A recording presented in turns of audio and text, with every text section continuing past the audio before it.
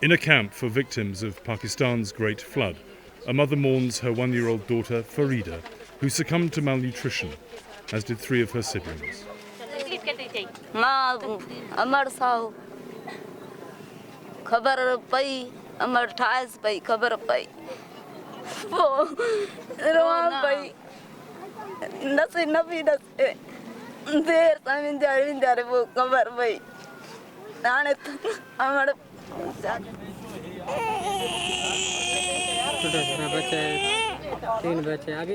In another camp where 3 children have died, hope is fading for 5-month-old Hafisa, who is severely malnourished.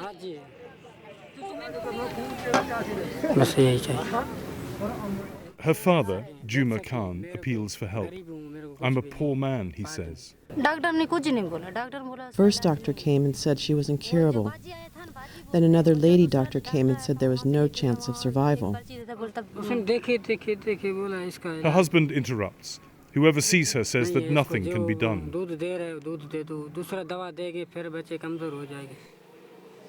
Salim Baba, who's been diagnosed as malnourished, was born on the day the floods came.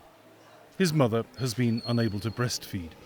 She's brought him to a stabilization center to try to save his life.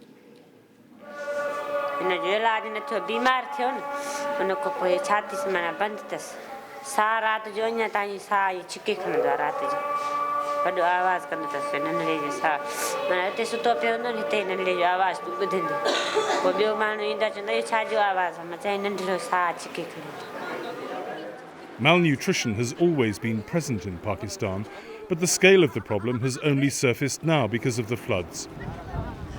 It's an explosive issue in a volatile country. We're seeing a humanitarian crisis of epic proportions right now. Millions of children are greatly at risk of malnutrition. Nutrition experts have conducted a comprehensive survey of all 4 flood-affected provinces, but publication of nationwide figures on child hunger has been delayed, although aid workers believe the level of malnutrition in Sindh province in the south is reflected elsewhere. I haven't seen levels of malnutrition this bad since the worst of the famine in Ethiopia, Darfur, and Chad. It's shocking, shockingly bad. And it's of course an underlying problem of extreme poverty and extremely low levels of education and extremely low levels of access to service. And the flood just pushed people over the edge.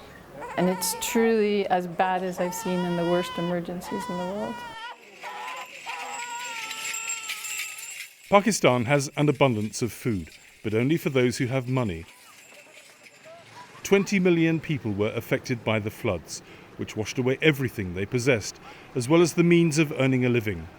In stagnant water, hungry children are searching for fish, swept into this pit through sewage pipes. This crisis could be exacerbated by a lack of funds. When the flood struck, the international community was asked to provide Pakistan with $2 billion, but only $1 billion was forthcoming.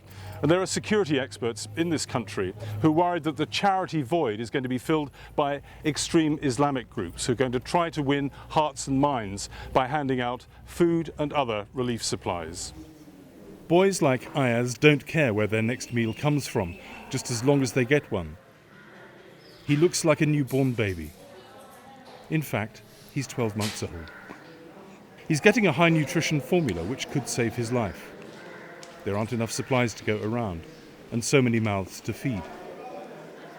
What's worse is that the aid agencies believe they've only reached a third of the families whose children are in mortal danger.